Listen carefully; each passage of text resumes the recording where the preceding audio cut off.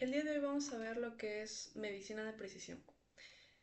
Muy bien, entonces, dando una pequeña introducción a lo que es, vamos a ver primero lo que es su definición.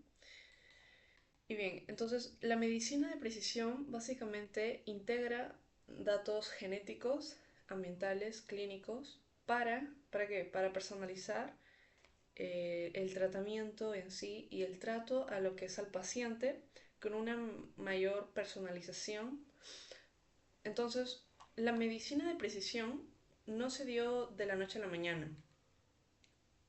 Fue algo que fue evolucionando y desarrollándose gracias a estudios de la genética, estudios de la genética, la evolución de los fármacos y bueno, con diferentes estudios que ahora vamos a ver en una línea de tiempo, básicamente. Bueno, entonces, pero antes que nada también vamos a ver antes que todo, la aplicación de la medicina de precisión. Bueno, los elementos esenciales que se debe tener para una medicina de precisión. Bueno, espero que se haya quedado claro lo que es la medicina de precisión. Eh, Recordar, la medicina de precisión básicamente es un ámbito de la medicina que se encarga de dar un trato personalizado a un paciente. Integrando lo que son sus datos genéticos. Recuerda que la genética, aunque se hereda de los padres, esos padres unen y forman un único fin genético, un único genotipo en sí de su hijo. Aunque claro, entre hermanos y padres se van a asemejar, pero son únicos, son únicos. Entonces, y ambientales, bueno, entonces la aplicación de la medicina de precisión combina en sí tres elementos esenciales, que es la identificación del fenotipo, que recordar qué es un fenotipo es un rasgo observable, característico de una persona, como puede ser su altura, su color de ojos, el color de su piel, la forma de su cabello, la forma de sus uñas, y un endofenotipo es, es una característica de un trastorno patológico no observable con facilidad, sino que se deberían tener estudios, ¿no? Como por ejemplo un estudio en sangre. eh, y bueno. Y claramente el perfil genómico, y eso es lo que quería llegar en esta línea de tiempo. Entonces, es una corta línea de tiempo sobre la evolución de la medicina de precisión. Entonces, en el siglo XIX, Gregor Mendel, como ya se sabe, es el padre de la genética, estableció la herencia de la genética influyendo en la comprensión de enfermedades hereditarias, en el por qué si el padre padeció de X enfermedad, ¿por qué también lo tiene que padecer los hijos? ¿No? Entonces, Gregor Mendel, al establecer esas leyes de la genética, dio a entender el por qué hijos y padres están relacionados a sufrir la misma suerte o a tener la misma suerte de padecer una enfermedad. En la década de 1980, entonces se dieron avances en la biología molecular,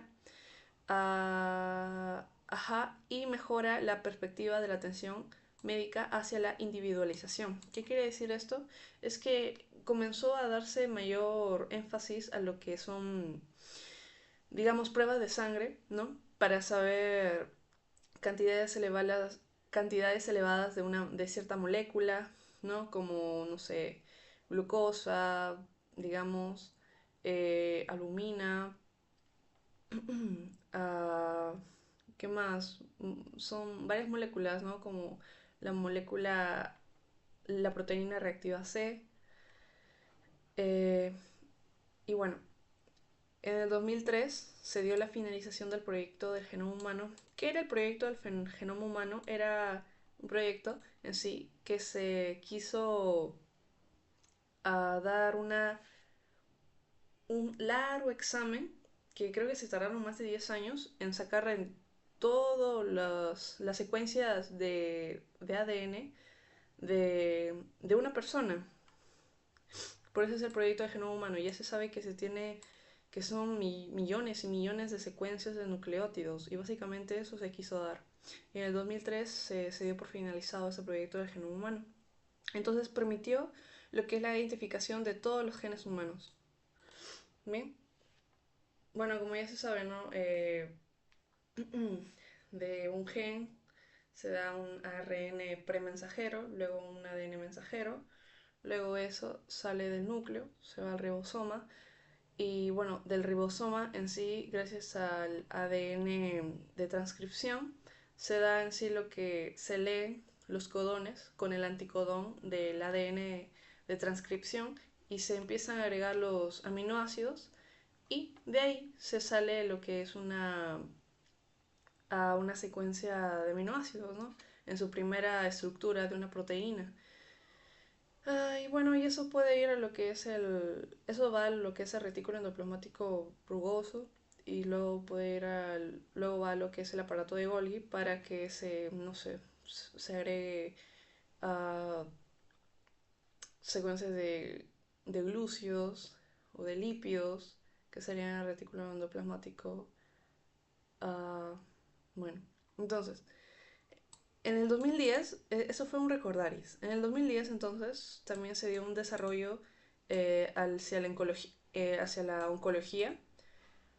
Y bueno, la oncología, como ya se sabe, el cáncer es una clase muy larga, la verdad, porque hoy en día se dan lo que son biopsias para ver cómo va el avance de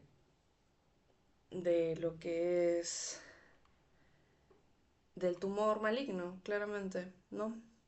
Si es que de acuerdo a cómo se da el tratamiento, ese tratamiento debe ser individualizado porque quizás algunas personas el cáncer, bueno, ya se diseminó, ¿no? O es más progresivo, es más maligno, es más rápido, básicamente. Y bueno, esto también se debe saber lo que son las rutas, ¿no? Del torrente sanguíneo, porque por ejemplo un cáncer que comienza en los intestinos, es muy probable que que ese cáncer, ese tumor maligno, se disemine en lo que es el hígado, teniendo conocimientos de torrente sanguíneo. Porque bueno, la ruta sigue al hígado.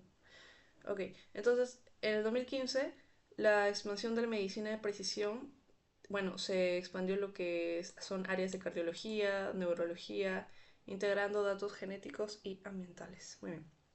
Y bueno, en el 2024, hoy en día, se da un aumento de la adopción de la medicina de precisión en la práctica clínica, enfrentando desafíos económicos y éticos, lo cual veremos ya al final en sí lo que son algunos contras de la medicina de precisión.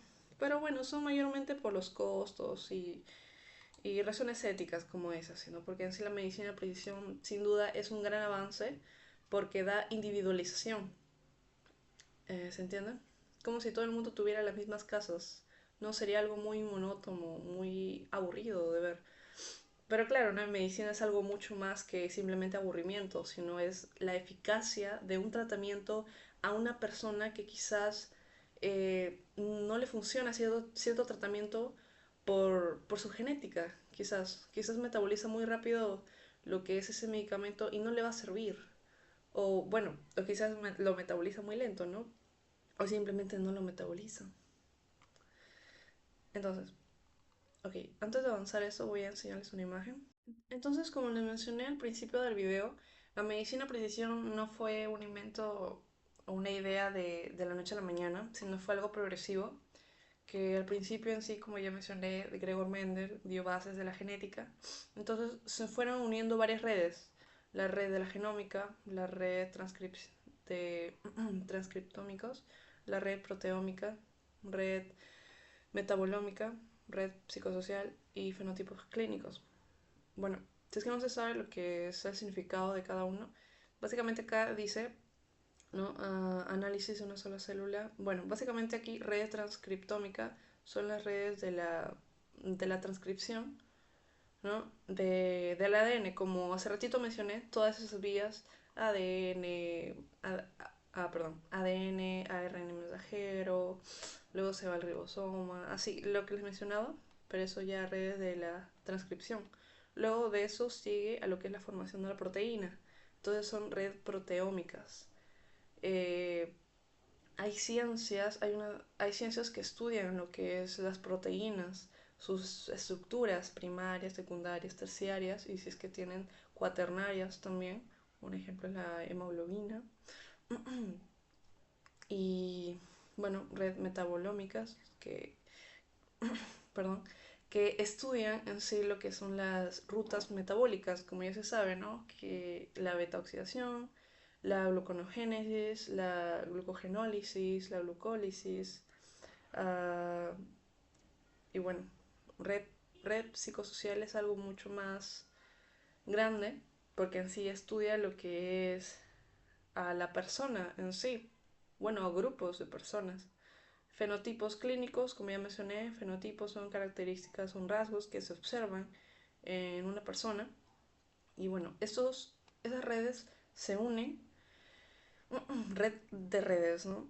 Y bueno, se da lo que es la medicina de precisión y ayuda a lo que son la da de tratamientos, la prevención de enfermedades. Quizás una persona se hace un chequeo y va por genética y ve de que esa persona es, no sé, propensa al Alzheimer, ¿no? Y tiene que darse ahí un tratamiento, bueno, una prevención de enfermedades. Aunque bueno, eso es algo mucho más complejo, sin duda. Pero bueno, mejoría de comprensión de la biopatología y bueno. Entonces, ¿cuál es su importancia? Su importancia, como ya lo mencioné, permite adaptar los tratamientos de las características genéticas y moleculares de cada paciente, mejorando sin duda lo que es la eficacia terapéutica y reduciendo efectos secundarios, ¿no? Quizás a una persona le viene mejor un medicamento que otra, pero se le da a todos por igual. Algunos van a presentar unos efectos secundarios quizás hasta más severos que otros. Ok, entonces lo que resulta en una atención médica más efectiva y centrada en el individuo. ¿No? Sin duda, recordar los medicamentos de persona a persona va, va a variar.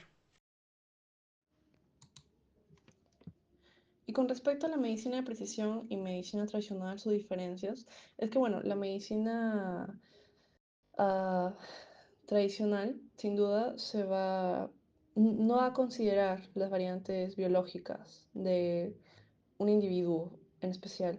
En cambio, la medicina de precisión se va a encargar de dar tratamientos adaptativos individuales a cada paciente, ¿sí? Por eso también se llama lo que es enfoque personalizado y el otro es un enfoque estándar, que cierta pastilla es para todos y se acabó. En cambio, la medicina de precisión que dice, no, esta medicina a ti te va a caer mejor, pero a la otra persona no. Y con enfoques innovadores, bueno, como se puede apreciar acá en el punto 2, terapias dirigidas en cardiología. Bueno, eh, lo que es gracias a la medicina de precisión es que se da una mayor especificidad, por ejemplo, acá en la cardiomiopatía hipertrófica, mejorando sin duda la eficacia terapéutica y reducir lo que son los efectos secundarios. En la integración de datos avanzados, bueno, aquí datos genéticos, clínicos, estilos de vida, permite sin duda la evaluación más precisa del riesgo cardiovascular, facilitando intervenciones personalizadas. En la prevención personalizada, como mencioné en algunos videos anteriores, los tipos de prevenciones, aquí mismo dice, identifican los factores de riesgo y bueno, ayuda a lo que es recomendaciones, ¿no? Como bueno, el cambio de la dieta, el ejercicio. Bueno, como se puede apreciar en esta imagen, bueno, esta imagen es sacada de lo que es el libro Harrison, ¿no? Últimamente estoy sacando videos acerca de información de ese libro. Y bueno, eso es red de enfermedades y tejidos. Los círculos básicamente dicen hacer, básicamente son círculos en donde representan enfermedades y conjunto de células, ¿no? Tejidos. Eh, bueno, lo que son las líneas por ejemplo, las líneas son de diferente grosor y bueno, sin duda de diferente diámetro. Dependiendo de un aumento de grosor, es, es que hay una mayor relación entre cierto tejido y en cierta enfermedad. Bueno, las diferencias de colores se da a que es de una diferente clasificación. Por ejemplo, el corazón entra, bueno, tiene un color medio moradito oscuro, que es cardiovascular. Otro hay miocitos cardíacos, células endoteliales CD105, sangre entera, es referente a cardiovascular. Y bueno, como ya mencioné entonces, representa lo que son enfermedades y tejidos, y bueno, ahí se ve lo que son las relaciones, ¿no? Por ejemplo, la anemia hemolítica tiene que estar relacionada con el hígado, referente en, bueno, en esta imagen. Aquí otro ejemplo, por ejemplo, uh, bueno, estas células que es CD34, células endoteliales CD50, CD105. Bueno, acá también se puede apreciar otra relación, por ejemplo, de lo que es la enfermedad de Alzheimer, que está relacionado con el hipotálamo, el encéfalo integrador, lo que es la amígdala, el tálamo. Y bueno, sin duda, si es que se pone más atención en la imagen, se va a apreciar mayores relaciones. Por ejemplo, el lupus eritematoso sistémico, que está relacionado con lo que es el hígado, ¿no? Y no solamente con el hígado, sino como su mismo nombre lo dice, sistémico, afecta a varios sistemas del cuerpo, como también es el tegumento y se da la famosa forma de mariposa en lo que es la cara, ¿no? Que parecido a lo que es la rosácea, pero sin duda no, no lo es, no lo es, sin duda no lo es. Pero bueno, se pone como chapitas, chapitas, pero tiene forma de mariposa. Mariposa. Bueno, aquí el sarcoma relacionado con el pulmón. Y bueno, finalmente las barreras de implementación son las limitaciones en datos genéticos, son los costos elevados de implementación, ¿no? Porque costos en pruebas de genética no son baratos. Desafíos éticos y de privacidad, básicamente. Porque, bueno, simplemente a algunas personas les parece algo muy íntimo, ¿no? Saber, ah, Dios mío, ahora van a saber mis genotipos, que mis hijos son propensos a tener ojos azules, ojos verdes, o cabello ruloso, o cabello liso. A algunas personas simplemente a eso le parece algo muy privado para exponerlos a sus médicos. Pero bueno, como ven acá, esas barreras no son tan altas porque, porque bueno, el desafío de privacidad va a depender de la persona, ¿no? Y bueno, los costos elevados debe decirse que ya están disminuyendo lo que es esos precios y sin duda no la implementación va a aumentar en diferentes países. Y bueno, básicamente eso sería todo. En años que vienen, la implementación de la medicina de precisión va a mejorar y va a seguir desarrollándose y sin duda va a ser una mejoría en la medicina. Muchas gracias.